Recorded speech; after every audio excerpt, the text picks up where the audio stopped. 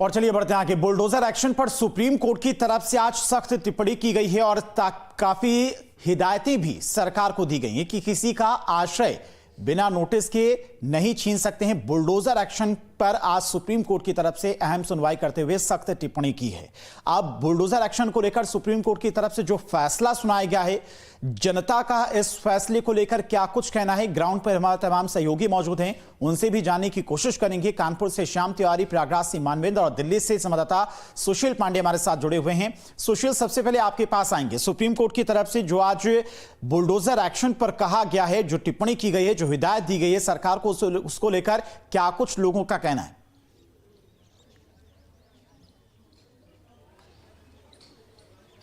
जी देखिए, सीधे तौर पर अगर सुप्रीम कोर्ट का ये फैसला अगर देखा जाए तो इस फैसले का देश का तमाम नागरिक स्वागत करेगा। सबसे बड़ी बात है कि सुप्रीम कोर्ट ने इस पूरे फैसले में राइट टू शेल्टर और राइट टू लिव, यानी कि जो संविधान के तहत जो अधिकार एक आम नागरिक को मिला है, उसका उल्लेख उन्होंने किया है। सुप्रीम कोर्ट ने कहा है कि अगर कोई भी व्यक्ति अपराधी है तो इसका मतलब ये नहीं है कि उसका घर जमींदोज कर दिया जाए, क्योंकि घर का मतलब एक सपना होता है, एक आदमी के जीवन भर की कमाई उसका घर होता है, और अगर उसके घर को ही गिरा दिया जाएगा, जो फिलहाल न्याय और तर्क संगत नहीं है। सुप्रीम कोर्ट ने इस पूरे मामले में राज्य सरकारों को और राज्य सरकारों के साथ साथ उन तमाम अधिकारियों को भी अपने इस फैसले के तहत ये संकेत दिया है कि अब बिना सुप्रीम कोर्ट के तय नियमों के मुताबिक बुलडोजर अपनी रुख या अपनी दिशा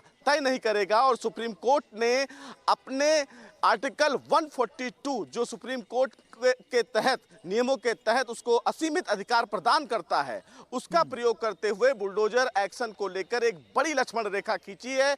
सुप्रीम कोर्ट ने कहा है कि तय नियमों के आधार पर ही अब राज्य सरकारें और केंद्र शासित प्रदेश अब बुलडोजर एक्शन करेंगे। सुप्रीम कोर्ट ने कहा है कि अवैध अतिक्रमण को लेकर उन्होंने ऐसा कोई आदेश जारी नहीं किया है, लेकिन अगर किसी भी व्यक्ति के मकान को गिराया जाना है तो सुप्रीम कोर्ट ने एक गाइडलाइन बनाई है और उसी गाइडलाइन के मुताबिक ही अब मकान को जमींदोज किया जाएगा। सुप्रीम कोर्ट ने कहा कि सड़कों पर महिलाएं और बच्चों को देखना सुखद एहसास नहीं है, और इसीलिए सुप्रीम कोर्ट ने इस पूरे मामले में अपना फैसला सुनाते हुए सीधे तौर पर यह कहा कि राज्य सरकारें अब तय नियमों के आधार पर ही फिलहाल बुलडोजर की कार्रवाई करेंगी। सुप्रीम कोर्ट ने कहा कि उन अधिकारियों के खिलाफ भी कार्रवाई की जाएगी जो सुप्रीम कोर्ट के इस आदेश को नहीं मानेंगे, और उनसे मुआवजा भी वसूला जाएगा। तो इसका मतलब ये साफ है कि सुप्रीम कोर्ट कहीं ना कहीं संवैधानिक मौलिक अधिकारों का प्रयोग करते हुए उन तमाम लोगों को एक बड़ी राहत देता है जिनके घर को जमींदोज कर दिया जाता है और जिसके तहत सुप्रीम कोर्ट में याचिकाएं दाखिल की गई। ऐसे कई इंसिडेंट देखे गए थे देश में जहां पर एक तरफा कार्रवाई की गई, जिस पर सुप्रीम कोर्ट ने भी टिप्पणी की कि पिक एंड चूज की कार्रवाई नहीं होनी चाहिए। सुप्रीम कोर्ट ने कहा कि अगर किसी का मकान गिराया जाना है तो उस पर्टिकुलर व्यक्ति को जो म्युनिसिपल कानून के मुताबिक उन्हें नोटिस जारी करना होगा, और इस नोटिस में जो संबंधित जिलाधिकारी हैं उनको ये बताना होगा कि किन कारणों की वजह से उनका मकान गिराया जाता है, और ये नोटिस बाकायदा रजिस्टर्ड डाक के द्वारा भेजा जाएगा। और जब ये नोटिस वो रिसीव कर लेंगे तो इसकी जानकारी डीएम को दी जाएगी, और डीएम एक नोडल अधिकारी को अपॉइंट करेगा जो इस पूरी कार्रवाई को देखेगा, और न केवल देखेगा बल्कि इसकी रिकॉर्डिंग भी करेगा। सुप्रीम कोर्ट ने कहा कि किसी भी व्यक्ति के घर को गिराने के लिए लगभग 15 दिन का समय दिया जाना चाहिए, जिसके वजह से वो संबंधित अथॉरिटी में अपील भी कर सके और अपने लिए न्याय भी ले सके। तो अब सुप्रीम कोर्ट के इस नियम के मुताबिक किसी भी राज्य सरकार के द्वारा बुलडोजर एक्शन आसान नहीं होगा, क्योंकि सुप्रीम कोर्ट ने एक बड़ी गाइडलाइन फ्रेम कर दी है। जी, यानी कि सुशील एक तरह से कहें तो बुलडोजर एक्शन रुकेगा नहीं, बस जो अवैध अतिक्रमण है वहां पर बुलडोजर चलेगा। अगर कोई आरोपी है, जब तक उस पर आरोप साबित नहीं हो जाता उससे पहले सरकार बुलडोजर एक्शन नहीं ले सकती। यानी कि सुप्रीम कोर्ट की तरफ से कुछ नियम कायदे कानून बना दिए गए हैं, लेकिन बुलडोजर एक्शन चलता रहेगा जहां पर अवैध कब्जा है या फिर अवैध अतिक्रमण है। ठीक है सुशील, आएंगे आपके पास। कानपुर से श्याम भी हमारे साथ जुड़े हैं। श्याम, कानपुर के लोगों का क्या कुछ कहना है सुप्रीम कोर्ट की तरफ से बुलडोजर एक्शन को लेकर जो फैसला सुनाया गया है?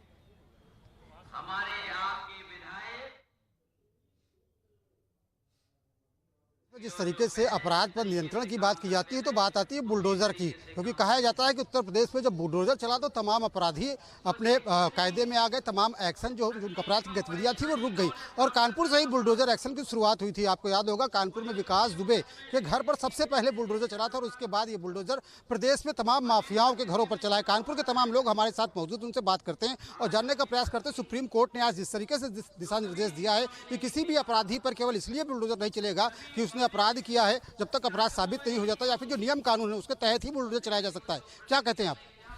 देखिए, सबसे पहले मैं इस भारत का नागरिक होने के नाते सुप्रीम कोर्ट के इस फैसले को बधाई देता हूँ, आभार व्यक्त करता हूँ, क्योंकि इस लोकतंत्र में कानून व्यवस्था बनाई गई है कि जो अपराधी अपराध करेगा उसको कानून व्यवस्था के तहत उसको दंडित किया जाएगा। लेकिन इस सरकार ने अपने सरकार का प्रतीक चिन्ह बुलडोज़र बना दिया था, खुद फैसला कर रही थी। उनको ये भूल गए थे ये लोकतंत्र नहीं है, लोकतंत्र है, ये राजतंत्र नहीं है कि आप फैसला खुद करेंगे। इसलिए मैं सराहना करता हूँ और सुप्रीम कोर्ट के जज साहब को हृदय से आभार व्यक्त करता हूँ, धन्यवाद देता हूँ कि आपने इनके गलत फैसलों पे सरकार के ऊपर जुर्माना लगा के इस फैसले को रोक लगाई। बुलडोज़र जो कानपुर जो उत्तर प्रदेश वहाँ पर शक्ति का प्रतीक था, तमाम जो चुनाव भी बुलडोज़र मॉडल पर लड़े गए, बुलडोज़र मॉडल योगी बाबा का बुलडोज़र मॉडल जो बहुत प्रसिद्ध हुआ। ऐसे में ये जो रोक है क्या लगता है आपको, कितना प्रभावित करेगी जो अपराध है उसको और कितना प्रभावित करेगी सरकार को? देखिए, सबसे पहले तो हम इस देश की सबसे बड़ी अदालत का धन्यवाद देना चाहते हैं कि उन्होंने इस लोकतंत्र को और मजबूत किया। हमारा विश्वास जाते जाते चंद्रचूड़ जी ने हमारा विश्वास और लोकतंत्र के ऊपर मजबूत कर दिया, बढ़ा दिया। और रही बात अगर बुलडोज़र की, तो ये जो है जो सरकार है ये अफसरशाही सरकार थी, ना कि जो है लोकतांत्रिक सरकार थी, क्योंकि अफसरशाही जो है अपने नंबर बढ़ाने के लिए, अपने नेताओं को खुश करने के लिए इस तरह की गतिविधियों को अंजाम देते थे और बुलडोज़र के माध्यम से उन लोगों के मंसूबे, उन लोगों के घर को बर्बाद करते थे जो अपनी ज़िंदगी पूरी लगाते घर के लिए।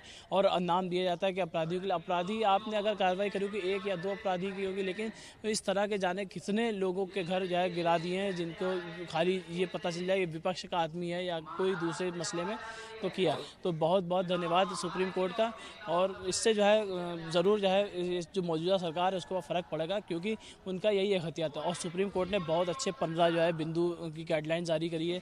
उसमें कहा भी है कि आपका ये अंतिम फैसला नहीं है कि बुलडोज़र गिराना, अगर है तो आप इसको साबित करिए। और सही बात है कि आप बिना जांच पड़ताल किए तत्काल ला के बुलडोज़र खड़ा कर देते हैं। आप कोर्ट है, कोर्ट के माध्यम से जो है उसके जो है उसको वक्त दीजिए। तो सुप्रीम कोर्ट ने ये सब 15 बिंदु जो है लागू किए हैं, उनका बहुत बहुत धन्यवाद। और ज़रूर जो है इस फैसले से ये सरकार की कमर टूटेगी। क्या लगता है भाई साहब, कानपुर के लोग क्या सोचते हैं इस बात को लेकर के, जिस तरीके से फैसला है सुप्रीम कोर्ट का? ये ऐतिहासिक फैसला है और बहुत अच्छा फैसला है सुप्रीम कोर्ट का। हम कहते हैं अगर किसी ने अपराध किया तो आप उसको सजा दीजिए ना, जो उनके माँ बाप हैं, भाई बहन हैं, आप घर गिरा दे रहे हैं तो उसके साथ साथ पूरे परिवार को क्यों सजा दे रहे हैं?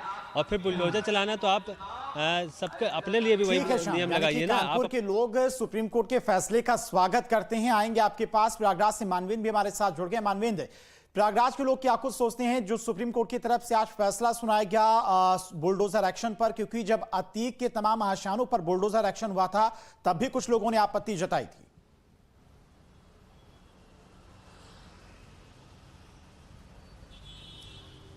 जी बिल्कुल, देखिए एक चीज़ को समझना होगा कि बुलडोज़र एक्शन जो हुआ वो कोई कानून, कोई आईपीसी, सीआरपीसी और बीएमसी जो नया कानून है वो ये नहीं कहता कि कोई अपराध करता है कोई व्यक्ति तो उसको घर को बुलडोज़ कर दिया जाए। ऐसा कोई कानून है ही नहीं देश भर में कि अगर कोई व्यक्ति अपराधी है उसको सज़ा होगी, जो कैपिटल पनिशमेंट है, फांसी की सज़ा हो सकती है, लेकिन किसी कानून में नहीं लिखा कि उसका घर गिरा दिया जाए।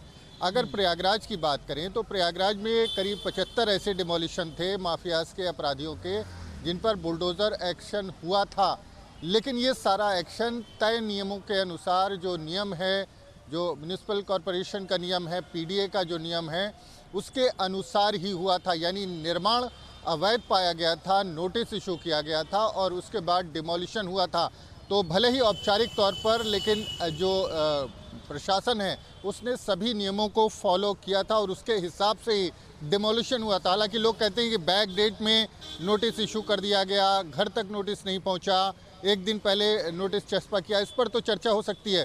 लेकिन सुप्रीम कोर्ट तक तमाम मामले चैलेंज हुए थे, कोई भी डिमोलिशन इलीगल नहीं पाया गया था। अगर हम प्रयागराज की बात करें तो म्युनिसिपल कॉरपोरेशन, पीडीए और जो तमाम अथॉरिटीज़ होती हैं वो सारे नियमों को फॉलो करके ही किसी डिमोलिशन को आगे बढ़ाती हैं और उसके बाद कार्रवाई होती है। हालांकि उस पर भी सवाल ये उठता है कि जो नोटिस वगैरह है वो बैकडेट में इशू कर दिया जाता है।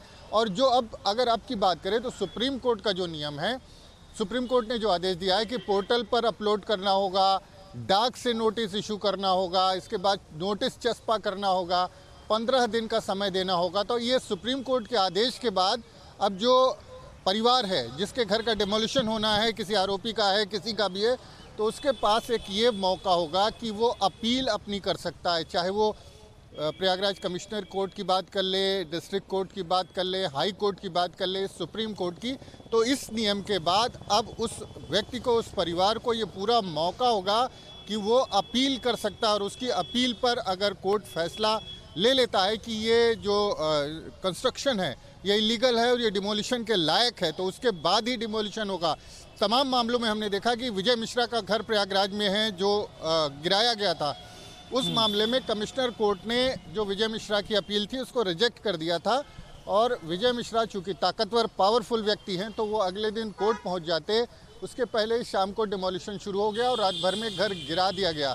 लेकिन अब इस नियम के बनने के बाद मौका होगा लोगों के पास कि वो अपनी क्षमता के अनुसार high court, supreme court, district court या जो भी एडमिनिस्ट्रेटिव कोर्ट्स होते हैं वहाँ पर अपील फाइल कर सकते हैं। तो सरकार के पास पूरा अधिकार होगा, प्रशासन के पास, अगर कोई निर्माण, जितने भी निर्माण डिमोलिश किए गए उसमें से ज़्यादातर का या तो नक्शा नहीं पास था, अवैध निर्माण था, सरकारी ज़मीन पर बना था, तो वो सारे जो निर्माण थे वो किसी भी सूरत में चैलेंज करने लायक नहीं थे और उनका डिमोलिशन होना ही था।